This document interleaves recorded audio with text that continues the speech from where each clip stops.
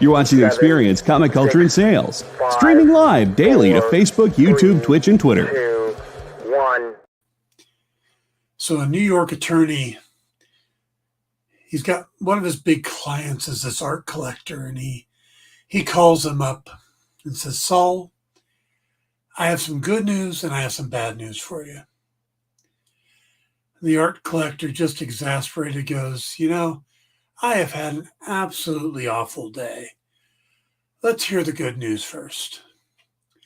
And the attorney says, well, I met with your wife today, and she informed me that she invested about $5,000 in a set of pictures that she thinks are going to bring in probably 15 to 20 million. And I got to tell you, I think she's right. Now, Saul kind of wakes up to that very enthusiastically. He's like, well done. My wife is a brilliant businesswoman. You've just made my day, man. Now I can handle the bad news. So what's the bad news? And the attorney replies, well, those photos she invested in, they're naked pictures of you and your secretary.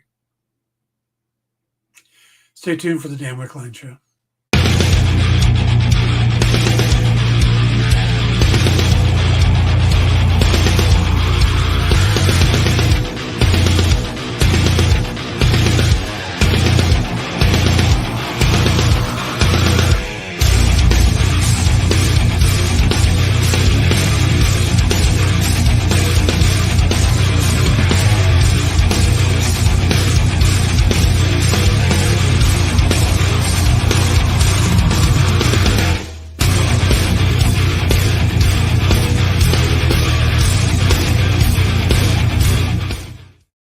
Everybody, welcome to the Dan Wickline Show here on The Experience. It is November 22nd, the day before Thanksgiving. Now, the network's going to be mostly dark tomorrow. We do have one show that will be airing. I'm not sure exactly when, but maybe JD can post in chat exactly when the show is. But it's a pre-recorded show. Everything else will be off so we can celebrate the holidays. Today, though, we got a good lineup. After tonight, we have Comic Collectibles with Rex and John. We've got Talk and Treat Trivia with Chuck. And we've got 360 Comics. Henri will be off tonight. But, we got a good lineup for you, so stick around for that. I hope you guys all have fun plans for Thanksgiving. Hello to Cool. Hello, Ed. Gobble, gobble, gobble. That's right. My Thanksgiving plans have kind of morphed a bit. Originally, we were going to do the big turkey dinner. And my nephew and his boyfriend were going to come. My ex-wife comes because she doesn't have any family, so she's still close with my family. My mom, of course, would be here. My niece, her husband, and their daughter would come up. So we would have a decent-sized group of people. Lisa is actually going to be at her family's for Thanksgiving, but that was the basic plan. And then we found out that my nephew is actually having to change his holidays around a bit, so he's not going to be here on Thanksgiving. So, and my other nephew as well. So we lost like 4 people right there. And then, so we kind of went, well, let's just kind of shrink it down a bit. Instead of doing a big turkey dinner, we'll do something non-traditional. So I picked up a couple racks of ribs. We're going to make up those. We got some baked beans. Going to make some homemade coleslaw. I've got a great recipe for that. Biscuits, going to be some twice baked potatoes. And that was the general idea. And then I found out my niece got sick, so they won't be able to make it up. So by the time it came all down to it, it's just my mom, my ex-wife, and I. And it's like, that seems kind of ridiculous to make 3 racks of ribs, stuff like that. So we've changed plans since. Lisa's going to come down this weekend. My nephew and are going to come over on Sunday. So everybody's going to come over on Sunday. And what we're going to do is we're going to get out all the Christmas decorations. We're all going to decorate the house for Christmas. and I'm going to make the meal for that day. So we're going to have Thanksgiving on Sunday and make it Thanksgiving and Christmas preparation day. So that should be a lot of fun. So, so tomorrow I'm just probably going to be hanging out, crocheting, watching movies, and having a frozen pizza. So, but I'm really good with that. That actually sounds kind of nice. Let's see. Oh, hey, Kenneth, good to see you. Ed says, my niece and her husband are coming over, so we'll be 5 of us. We're doing the traditional dinner. Nothing exciting, but should be yummy. That sounds awesome, man. I took over cooking the holiday dinners a couple years back. My mom and dad always did it.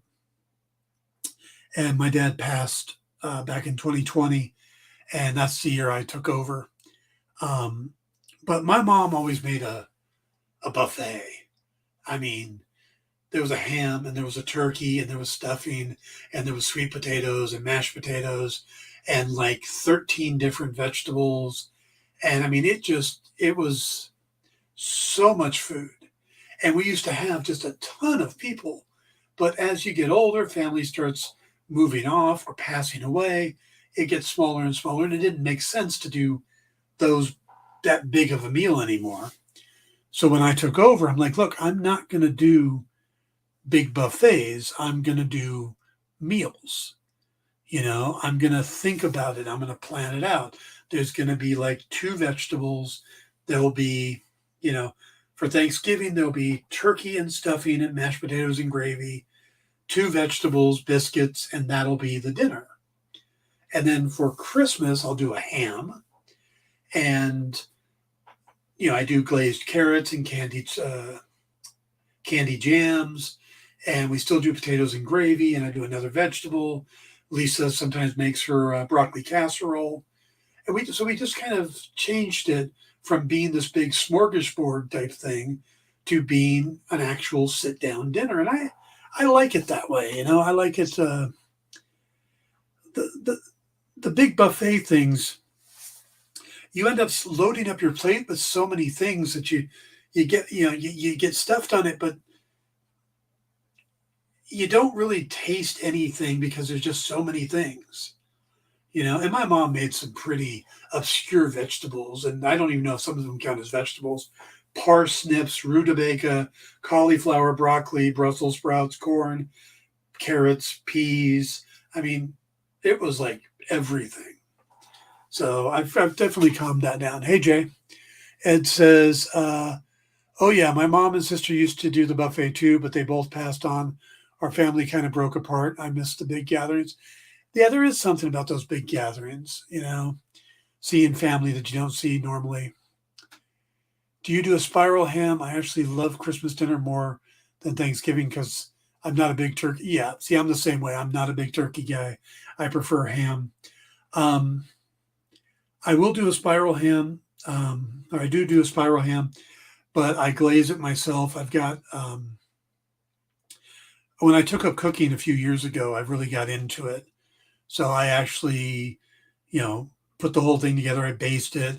And then when it comes out, I actually use a cooking torch to caramelize the outside of it. So you get this nice crunchy, sweet outer layer on the ham. And yeah, I'm looking forward to Christmas dinner. I'm making that ham no matter how many people are showing up. If it's just me and my mom or me and Lisa and mom, that's fine. I'm still making the ham and the sides. So, all right. So I hope you guys all have a great Thanksgiving. Today's kind of a weird show because I had some personal stuff happen last night, all good things, but it just kind of really threw me off. So I've got a couple news stories, and then there's a topic I've wanted to tackle about Marvel and DC and what I think is really driving what their downfall is and how I think they can kind of turn it around. But it's not what you guys are going to think it is. So I'm going to get into that. But let's do, like I said, I got maybe 3 news stories. Let's see, where are my stories? There we go. First one has to do with, oh, hey, Leonard, good to see you, man. First one has to do with Agatha Darkhold Diaries. And yeah, that is the third title. If you haven't been keeping track, they keep changing the name of the show. Started off House of Harkness, then it became Coven of Chaos, and now it's Darkhold Diaries, which sounds like it should be on the CW. But Patti LuPone, the great Patti LuPone, I mean, just Broadway legend Patti LuPone, is joining the MCU as part of this series. And she's talking about it, you know. I mean, Kevin Feige's pretty good at keeping things reined in, or at least he used to be. Now that they've gotten bigger, it's a little harder. Patti LuPone isn't listening to any of that. She's just talking about things that she wants to talk about. And two of the things she mentioned is that the series is actually going to be coming out in October of next year. So it'll be around Halloween, which makes a lot of sense. You know, they did Werewolf by Night last year. They did the colorized version this year, having a story about witches next year. That makes sense. It keeps with the holiday. But so, yeah, you can expect that around October of 2024. The second thing, well, and that makes a lot of sense because I know that they're doing Echo in January. We're going to get What If at the end of December. I know they still want to get Daredevil Born Again out. I don't know if there's been if it's been too delayed with all the changes, but I think they'd still like to get that out end of spring, early summer, which would carry us towards October with how many episodes that is. So that could work. I think that makes a lot of sense. But the other thing LuPone's talking about is she said that Jack Schaefer, who was part of WandaVision and who's kind of the driving force on Agatha, supposedly she has a 3-picture deal with Marvel Studios. And yeah, when you say a 3-picture deal, you're usually talking about movies, not TV shows. So it sounds like, and this is speculation, but if this is true, it sounds like Marvel has her in mind to take on a character that's going to go into a trilogy. Because that's why you do a 3-picture deal, is you want someone to come in and make a trilogy of movies. And if you're going to do a trilogy of movies, you usually start fresh. You don't start with,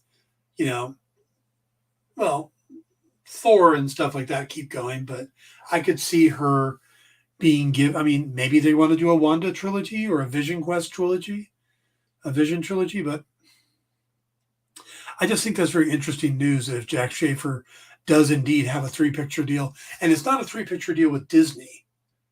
She says specifically Marvel Studios. So that should be interesting. All right, second bit of news is Kelsey Grammer has been talking to The Wrap, and he is confident that we will be seeing him play the Beast again after his post-credit appearance in the Marvels. Now, he went on to say, in describing Hank McCoy, I see him as an extraordinary character, a real character of gravitas and an importance in our culture. Now, Grammer, of course, played the Beast for the first time in X3 many, many years ago. And then he made a brief cameo as the character in X-Men Days of Future Past. But the big difference is that now they're doing the motion capture setup. When he was in X3, he was in a furry suit, basically. He was in makeup. That's a lot to go through. That's a lot of hours in the chair. So at his, he's older now. So I think it's much more attractive to him to come back and just put on the gray pajamas with the little ping pong balls like Mark Ruffalo does for the Hulk than to go through the whole makeup and suit thing. And so I think that's why he's coming back, because he gets to play a character he obviously wants to play, but he gets to play it in a much easier way to do it. So, I would expect to see them coming up maybe in Deadpool 3, more likely in Secret Wars, as they start bringing the X-Men into the main MCU. Let's see. JD says, let's hope they get some more time to do the CGI next time. You didn't like the CGI in the Marvels? I've seen a clip of it. It didn't look horrible, but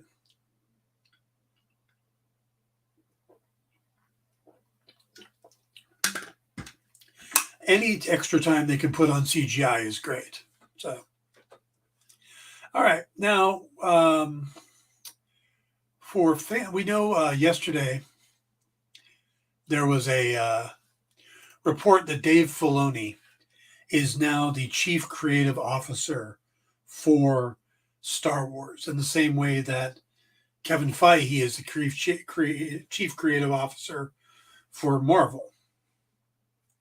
So you can expect there to be more of a cohesiveness to the Star Wars stuff coming out. I mean, we haven't had a new Star Wars movie since 2019. So hopefully that gets back on track. But they've had a lot of success with The Mandalorian and the other offshoots that have come from it. So putting Filoni in charge makes a lot of sense. I still hesitate because he does seem like a one-trick pony to me. The whole, let's take a loner character, put him with a younger character and let magic happen. So a special younger character, the whole lone wolf and cub thing, that seems to be his wheelhouse.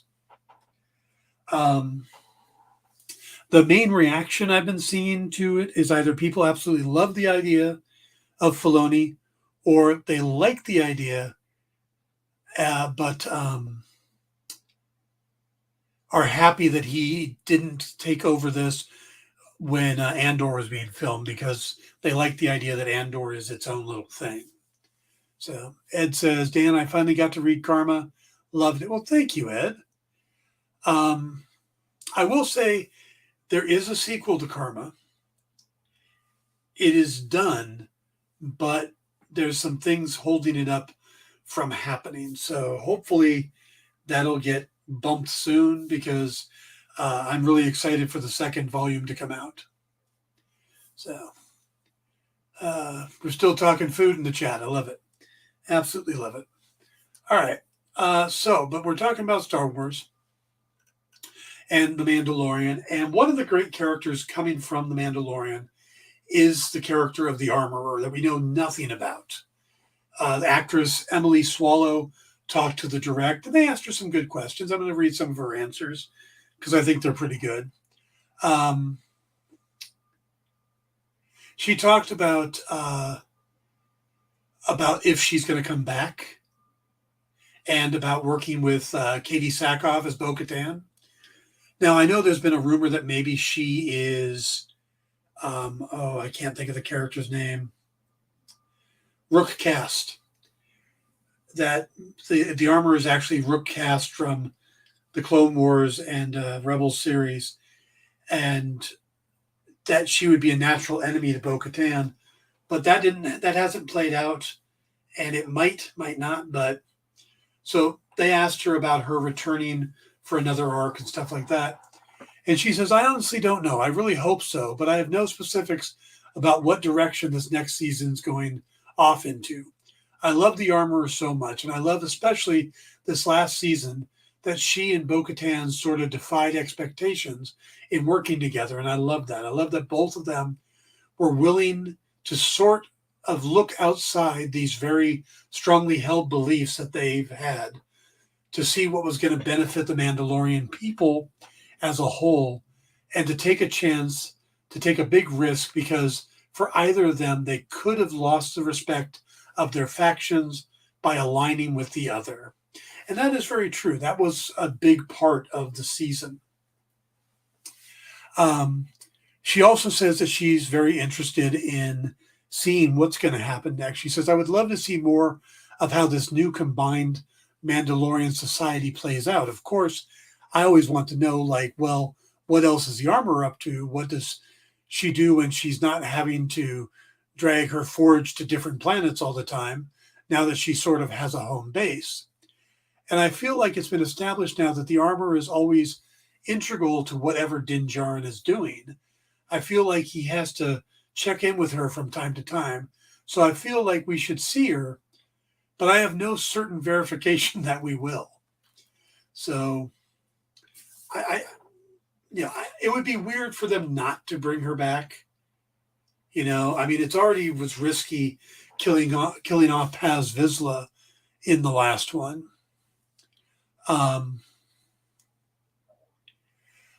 She also talked about the character's history and stuff. She says, I mean, I never thought about what would tie up her story neatly.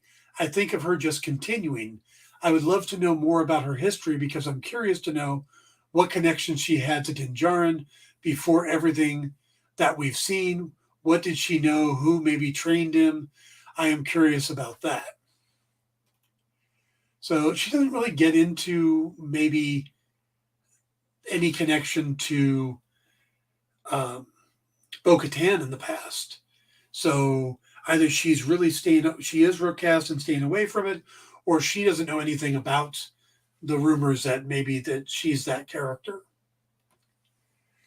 She also says, I'm curious to see what continues to happen with her and Grogu. I think because going back to when she first met him, she had reasons, particularly speaking, to want to kind of get rid of him, because traditionally the Jedi have been threats to the Mandalorians, and she has chose not to do that. She chose the directive to protect the foundlings above that. So I feel like there's such a deep connection between the two of them. And so many people have told me that they really just viscerally responded to that scene when Grogu comes to the Forge and sort of has a flashback about his own past. So I'm very curious to see how that plays into that. So, yeah, she definitely seems invested in the character, and I like her as a character. So I'm kind of mixed on whether or not, she should turn out to be somebody with a past and a history, or if it would just be neat to have her be a new character,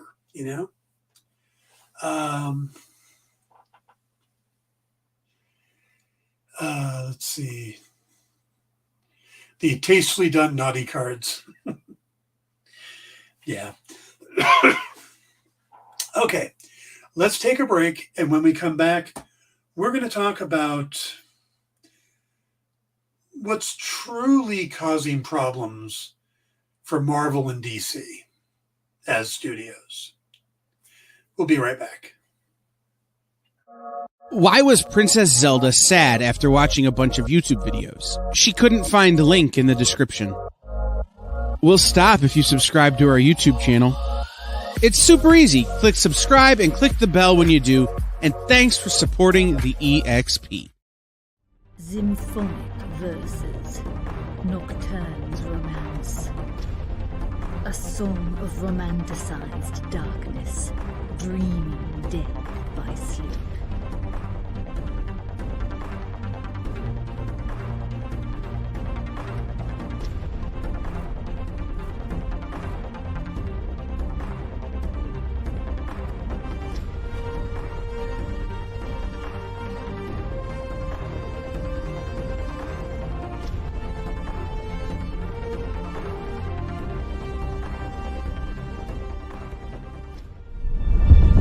To be continued. 3 little words that hold the secret to the next great story. 3 words that will thrill you, confound you, give life to new possibilities. Every variation of To Be Continued is a promise of adventure, a promise of excitement, a promise of unseen wonders and unexplored worlds.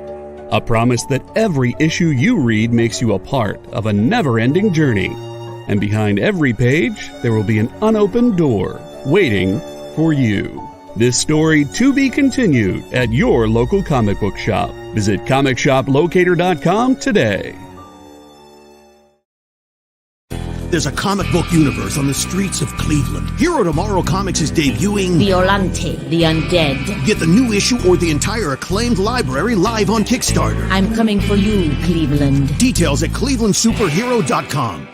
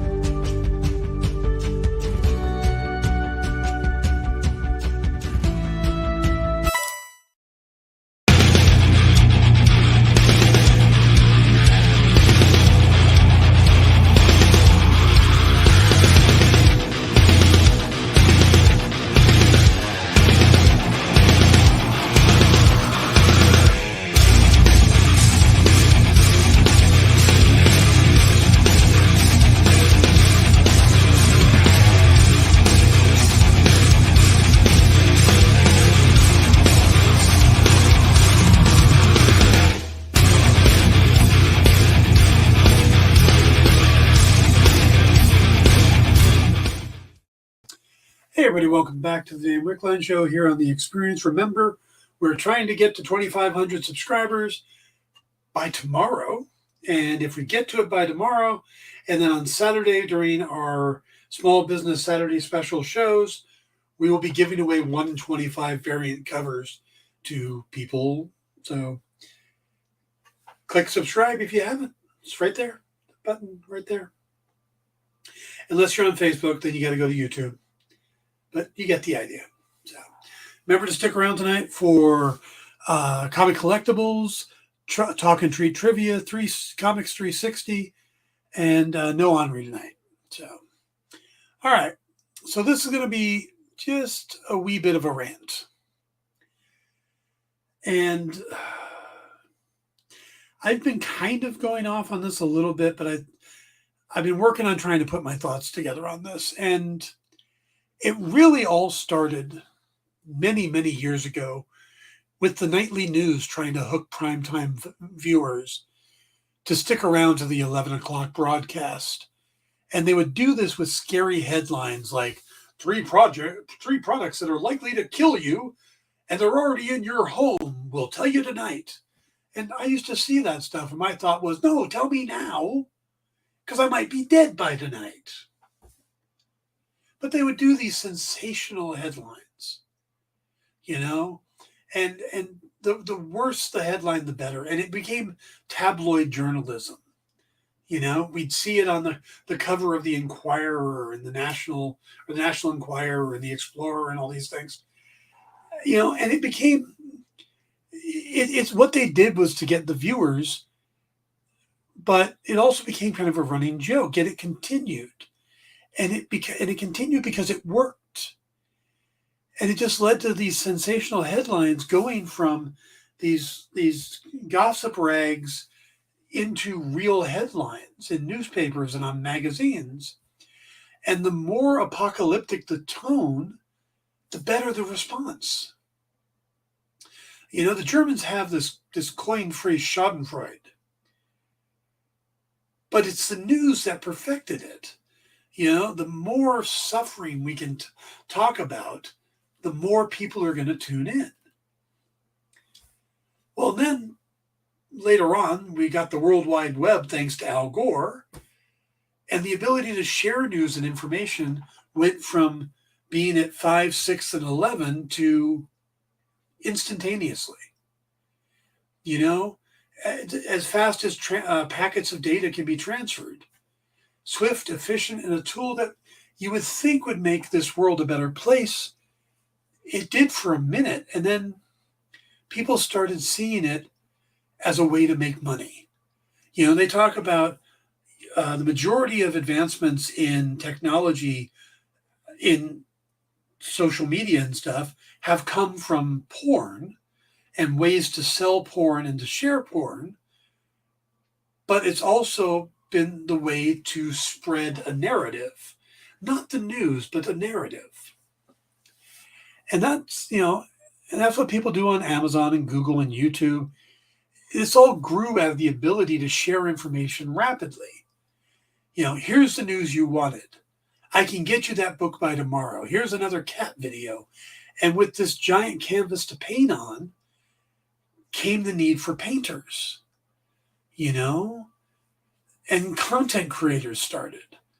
And that quickly, they kind of learned that you could slice up that Andy Warhol 15 minutes of fame into 1-minute TikTok videos and then monetize it and make a fortune while still living in your mom's basement. Being a content creator is a serious job now. And yeah, I create content, but I do a lot of other things too. And if this was my sole job, I would have to do the things that the other people are doing. I would have to come up with horrendous headlines to get people to click. Because that's the key to this newfound success, are clicks and views. Whether it's a web page, social media account, or an OnlyFans, you can make money as long as you get people to watch. But if they don't watch, you don't. And that brings us back to the 11 o'clock news and their sensationalism. There is so much content being created now that you can't just put up a picture of your dog running into a glass door and expect people to watch it. You have to say something like, man's best friend outwitted by Polish sand, And from there, it became finding your niche. You're going to be a dancer or a cook or someone who watches other people dance and cook, and you make comments about it. You can come on and share your expertise in a lifelong hobby like comics and make a page explaining the latest comics or movies based on comics. It turns out that whatever you choose, the odds are you're not the only one. So you then need to make headlines, something so sensational that everybody will watch. Clickbait has become the rule of thumb. Well, then we move over, and Marvel comes along. In 2008, Marvel Comics says, hey, we're going to make a movie. And I remember the headline was Marvel to launch studio with C-list characters. Because they wanted people to read the article, because they didn't think saying Marvel to make comic book or Iron Man movie was going to get anybody's attention.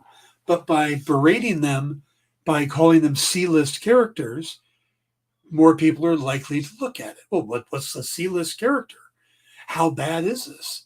What, I've never heard of Iron Man. Who? Thor? I thought he was a Norse mythology guy. How has Marvel owned him, And then they started, Kevin Feige made this thing into a juggernaut. And it really is a juggernaut. When you can sit there and knock Marvel for not doing as well as they have on previous projects. But this is a company that made $30 billion on 33 movies. $30 billion on 33 movies.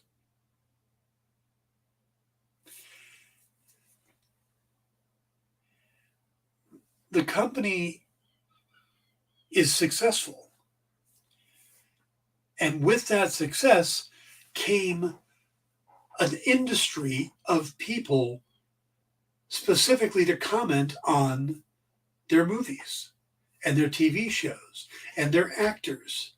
And you got this, these content creators who focus on Marvel or DC or those types of movies.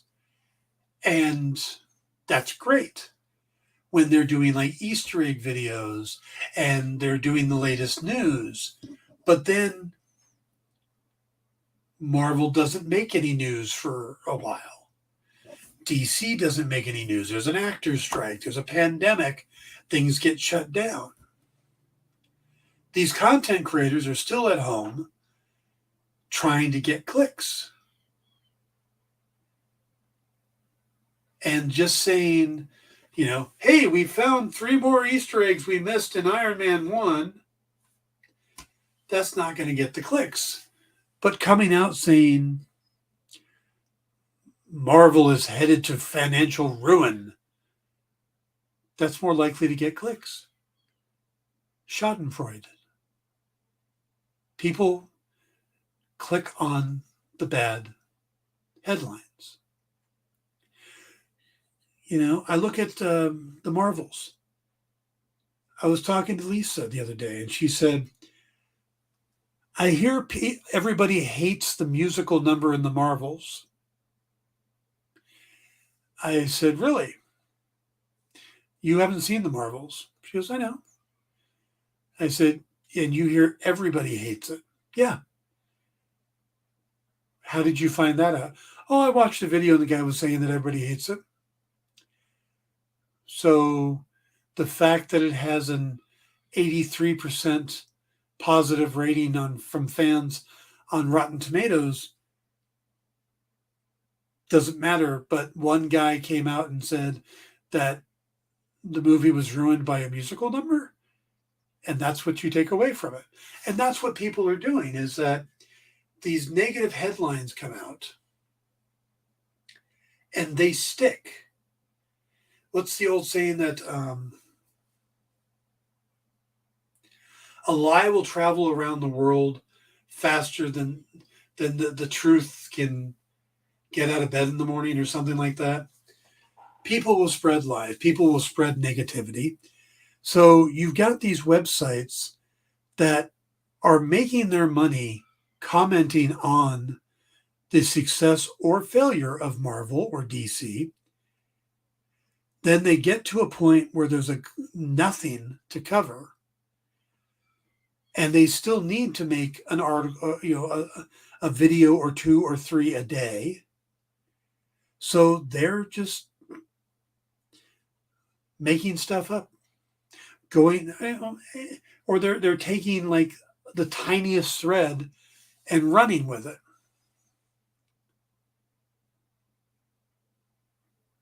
Yep, there you go. Venom has an 80% thing as well. I pulled this information up. The perception of movies versus the reality of it. If I told you that, let's see, that the Marvels has a higher audience score than Iron Man 2, the first Thor movie, Captain America the First Avenger, Iron Man 3, Thor the Dark World, Avengers Age of Ultron. It has a higher score than Black Panther. Higher than the Eternals, I don't think would surprise anybody. But the Marvels has a higher audience score than Black Panther. Not Wakanda Forever, the first Black Panther that everybody loved, or we believe everybody loved. Higher than Captain America, the First Avenger. Higher than the second Iron Man movie.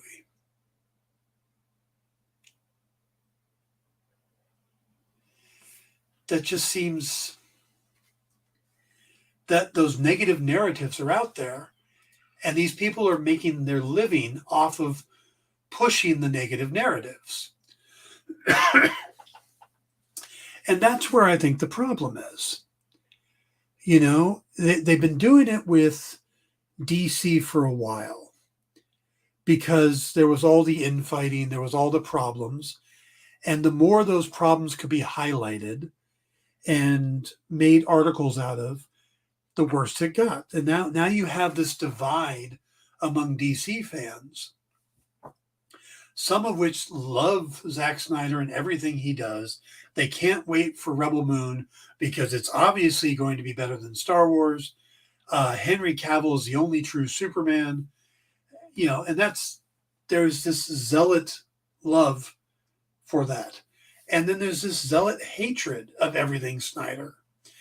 and James Gunn, who has created 3 incredibly well-received Marvel movies and a really well-received DC movie, it didn't do well at the box office because it was the middle of the freaking pandemic and they released it day and date. So no, it wasn't going to do well. But it's well-received. People liked the Suicide Squad movie. They loved the Guardians of the Galaxy. So why is James Gunn facing so much hatred? Did he fire Henry Cavill? No. Henry Cavill wasn't under contract. Henry Cavill was told by people who are no longer in charge that they wanted him back for Black Adam, and that it would likely lead to more. And then those people were gone. James Gunn didn't lie. He just came in and said, I want to make a Superman movie. I want to go with a younger Superman because I'm going to have Superman for 10 years. And if I start with the 29-year-old Superman, he's going to be 39 when I'm done, instead of starting with the 39-year-old Superman who's going to be 49 and 50 when I'm done. I can't knock him for that. Plus, those movies didn't do well. So stepping away from all that seems like a good idea. So he's got his new cast, and people are either loving or hating the new casting. I heard somebody picking on the new Jimmy Olsen guy, while someone else is like, oh my God, it's the perfect pick. And my thought was, I don't know who this guy is, but he looks like Jimmy Olsen, so I don't see a problem. Yeah. Jay says, I get it if you watch something and don't like it, but not even watching the movie. Yeah, there's a lot of people, that like that. Or I hear a lot of people who don't like Brie Larson as Captain Marvel, but it's like, okay, so you saw her in Captain Marvel, where she had no memory, was trying to figure out who the hell she was. Her entire world was turning upside down, and she wasn't funny or very personable. This is probably how she was told to be in the movie.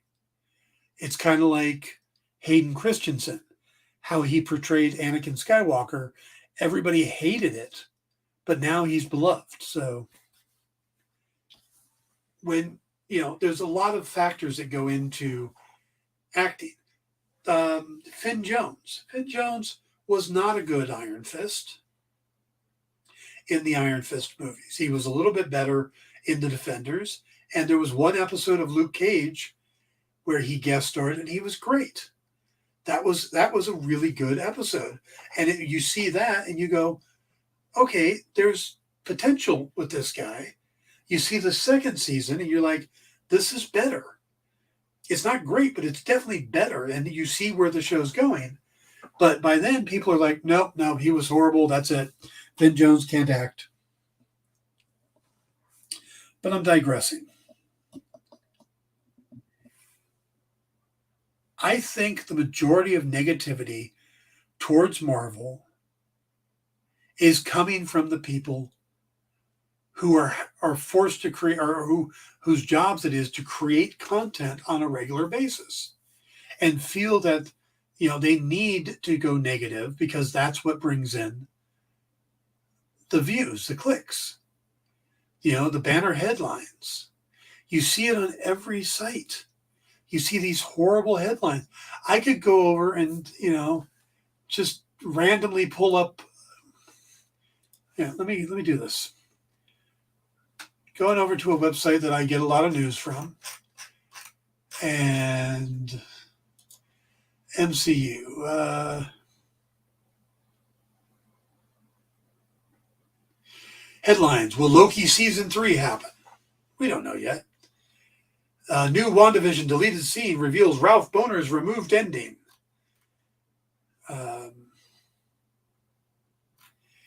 Here's where Tom Hiddleston's Loki could return after season 2. Speculation. Marvel presented one Marvel Guardians character from appearing in the Marvels. That's just using the word Marvel a lot. But again, those are all clickbait headlines. JD Smith says, it's cool to hate MCU right now, for sure, but as a lifelong Marvel fan, with the exception of a few movies, most what I've seen after Endgame has been underwhelming. Yeah, okay, that's cool. But there's been things after Endgame that I have liked. I've really liked Shang-Chi. I think Shang-Chi is great. And Shang-Chi is actually one of the highest rated movies. Let's see, where is it? Yeah. Do you know that only 2 Marvel movies have gotten a 98 score? Audience score on Rotten Tomatoes? And it's not Endgame or Infinity War? Spider-Man No Way Home and Shang-Chi have the 2 highest audience scores. Black Panther Wakanda Forever has a 94. That's higher than Endgame. So, but there is this negative drive, and it's not going to go away. As long as people are clicking on these headlines, they buy into these things, these huge speculations, and the guys that do leaks and there's a rumor right now that the Silver Surfer, when we get to Silver Surfer in the MCU, it's going to be a female. Now, where this came from, how true it is, who knows? But people are now furious about the idea of a female Silver Surfer, and we don't know what the actual validity of it is. So I think the problem is, we keep clicking on those things, and we would have to stop. But the other thing is, Marvel and DC are currently dropping the ball, but not in the way you guys would think I'm going to say. Yes, they could do better quality. They could cut down on quantity, focus on doing better movies. Yes. But they need to control the narrative better. They need to control the news cycles better. They currently go long periods of time without saying anything. James Gunn is pretty good at coming out and knocking down some rumors. But you get all of these things out there, and half the time they don't bother. But what happens is all these sites run with it, and then the narrative gets out there, and then people believe it. The negative attitude towards the Marvels took place way before the movie ever got released. How many ticket sales were lost, not because people weren't interested, but because they saw an article that said how bad the movie was going to be, even though the writer of the article hadn't seen it. But they wrote the headline this is going to be atrocious. It's going to be a bomb. And that's what stuck with them. And then going forward, they're thinking, well, it's going to be a bomb. It's going to be horrible. Instead of actually seeing the thing for themselves, seeing the trailer, making a decision, voting with their dollar type of thing. So it says, life in general, people don't appreciate it until it's gone. Then later they see it and love it. Grass is always greener. Live in the now, appreciate it. Like Jay said, at least see it first. Yeah, I agree with you. And we've seen that in a lot of things. You guys remember how everybody hated Trevor Slattery? How the Iron Man 3 was the worst thing ever, and Ben Kingsley was horrible in it, and the idea that he was the Mandarin was absolutely horrible. And then Shang-Chi came out, and suddenly everybody's loving Trevor Slattery, and, this is definitely the Mandarin we wanted, and, Kevin Feige is brilliant at doubling down on things. Thor: The Dark World is the worst Thor movie ever. And then suddenly we're seeing these shows that tie into Thor: The Dark World. And people go back and they watch it again. They're like, that wasn't as bad as I thought it was. It's not great, but it's not as bad as I thought it was, you know? It's the narrative that gets stuck in our heads. And Marvel and DC need to make an effort to control that narrative. They need to get Kevin Feige on a stage. They need to get James Gunn out there and giving specifics so that then these sites have things to talk about without having to work off of leakers and speculations and stuff. So let's see, what did I miss here? JD says, I loved Falcon Winter Soldier. No Way Home was fun. Guardians of the Galaxy 3 was enjoyable, but the quality bar has dropped significantly. Okay. They're never going to top Endgame. That was moviegasm 10 years in the making. Jay says, I can see it now. Legacy fails to make $1 gazillion. Guns DC DOA. Yep, that'll be a headline. But I agree, the articles, especially from Screen Rant, is all clickbait. Yeah, that's what it is. It's all clickbait nowadays. JD says, another thing I feel is missing from the current MCU is individual tones. Those movies leading up to Avengers all had their own tone. Okay, I can see that. I'm not going to, yeah. Jay says, I didn't hate it, but Ben was playing a great Mandarin until then. Yeah. Ed says, I'll never forget that episode of She-Hulk where you found people saying they hated it before it was even released to watch. Yeah, and they called it out on that. Yeah, it's that negative. It's that everybody has a megaphone now and can share their opinions, whether their opinions worth sharing or not. You know? If you are predisposed to hate something, then don't review it. You know, if She-Hulk is not your cup of tea, then don't watch She-Hulk, and don't review it. You know.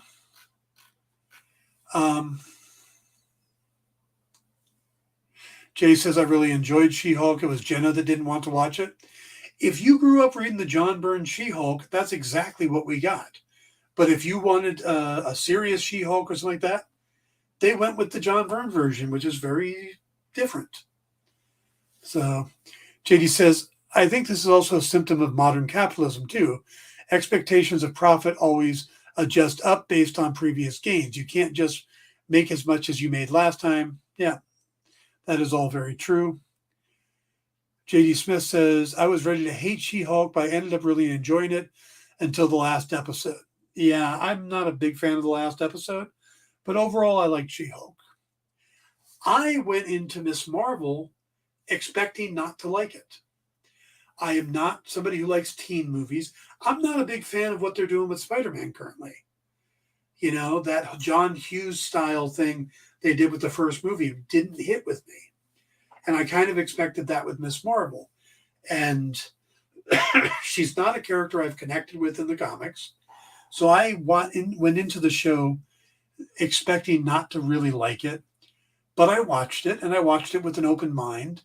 And I found the things that I thought I wouldn't like turned out to be the things I loved the most about it. I loved the family dynamic. I loved her innocence and her excitement of being a fangirl. You know, those were the things I liked. The action, those things, they were great. You know, those were good things. But I loved that. And I loved how much of the culture they got into it, and that I learned about the culture, the things I didn't know.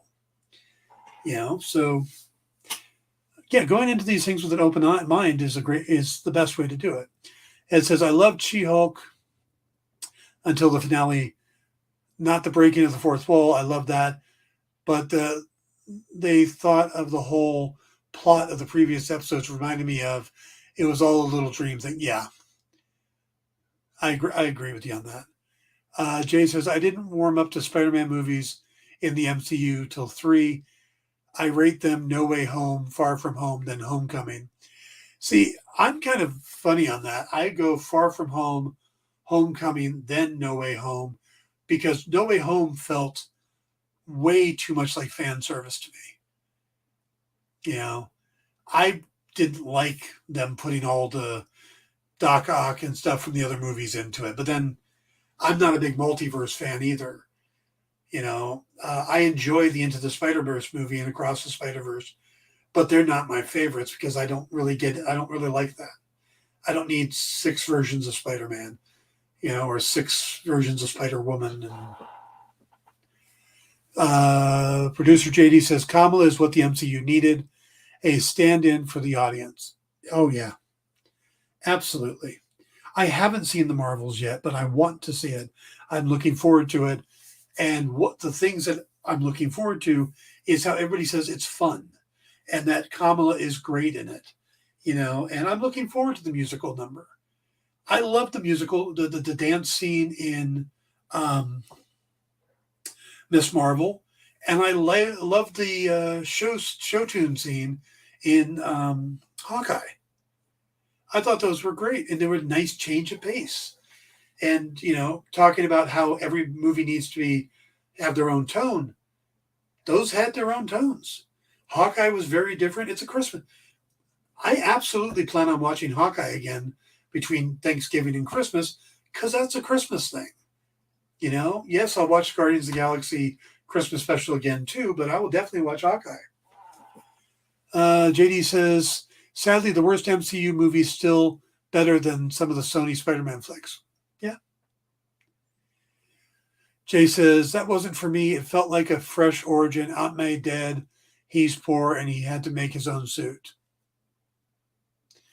No, I can see that. Like I said, I just thought they spent so much time just throwing in everything in the kitchen sink that it felt like less time to actually spend on developing the characters. And I think Doctor Strange felt very out of place compared to what he was in other movies.